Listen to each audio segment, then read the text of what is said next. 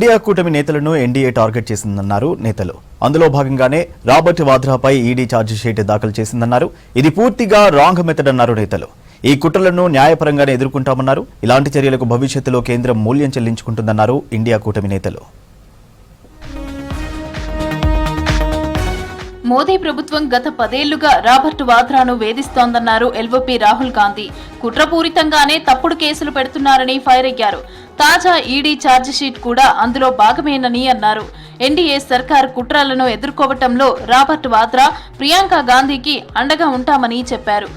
మోదీ సర్కార్ కుట్రలకు భయపడే ప్రసక్తే లేదంటూ ట్వీట్ చేశారు రాహుల్ గాంధీ.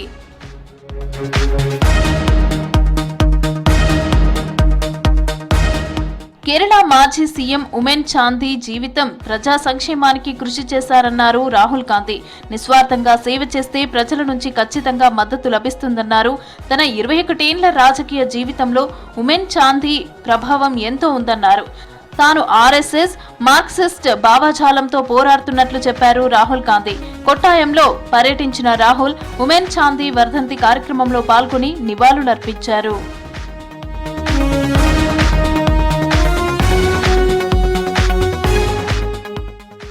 కర్ణాటక ముఖ్యమంత్రి సిద్ధరామయ్య కీలక నిర్ణయం తీసుకున్నారు. అభివృద్ధి పనుల నిమిత్తం ఒక్కో ఎమ్మెల్యేకు 50 కోట్ల గ్రాంట్ విడుదల చేసేందుకు ఆమోదం తెలిపారు.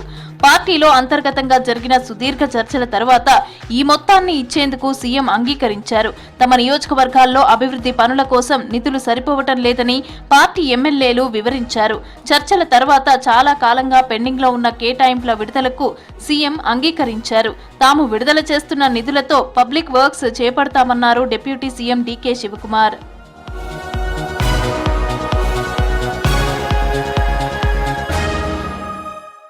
వ్యాపారవేత్త రాబర్ట్ వాద్రాపై ఈడీ ఛార్జిషీట్ దాఖలు చేయటం కరెక్ట్ మెథడ్ కాదన్నారు రాజస్థాన్ మాజీ సీఎం అశోక్ గెహ్లాట్.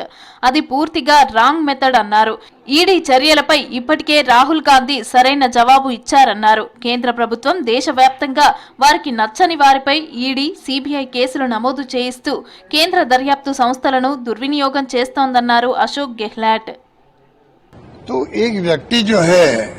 इस प्रकार के बिना तफ्तीश के, बिना कोई आधार के, बिना कोई उसके प्रूफ के आप जेल में डाल दो किसी को.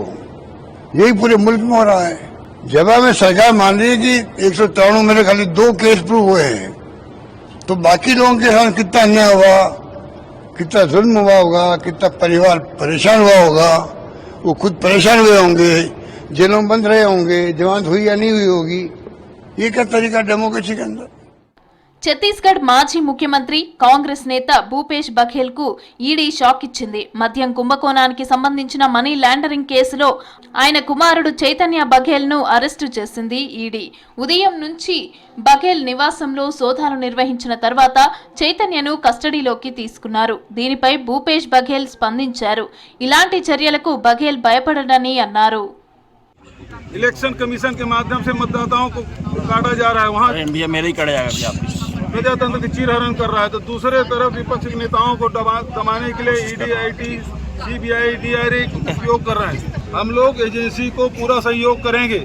इनको विश्वास हो न हो, हमको लोकतंत्र में विश्वास है, न्यायालय पे विश्वास है. हमको एजेंसियों पे, हम एजेंसियों को सहयोग कर रहे हैं. एजेंसी भले दुरुपयोग ये लोग करें. బీహార్లో త్వరలో జరిగే అసెంబ్లీ ఎన్నికల కోసం ప్రధాని మోదీ ప్రతి అవకాశాన్ని ఉపయోగించుకుంటున్నారని అన్నారు సిపిఐ ప్రధాన కార్యదర్శి డి రాజా. సీఎం నితీష్ కుమార్ ను గుప్పిట్లో పెట్టుకుని బీహార్ రాజకీయాలను తారుమారు చేస్తున్నారన్నారు రాజా. ప్రధాని మోదీ బీహార్ కు ఏం చేశారో చెప్పాలన్నారు. బీహార్ ఆర్థికంగా ఎందుకు వెనుకబడిందో చెప్పాలన్నారు D Raja. Prime minister Modi is known for making tall claims, boasting everything as though he has done. So let us wait and see, because Bihar is going to elections. So Prime Minister uses every occasion, any occasion, do campaign for elections. But people of Bihar are matured enough. They have seen what BJP is. Parliament వర్షాకాల సమావేశాలపై focus పెట్టింది India కూటమి. Monsoon సెషన్లో అనుసరించాల్సిన వ్యూహాలపై చర్చించడానికి రేపు virtual గా భేటీ కానున్నారు India కూటమి లీడర్లు. అలాగే దేశంలో ప్రస్తుత రాజకీయ పరిస్థితులపై చర్చించనున్నారు. బీహార్లో ఓటర్ లిస్టుల స్పెషల్ ఇంటెన్సివ్ రివిజన్ పైన చర్చించనున్నట్లు తెలుస్తోంది.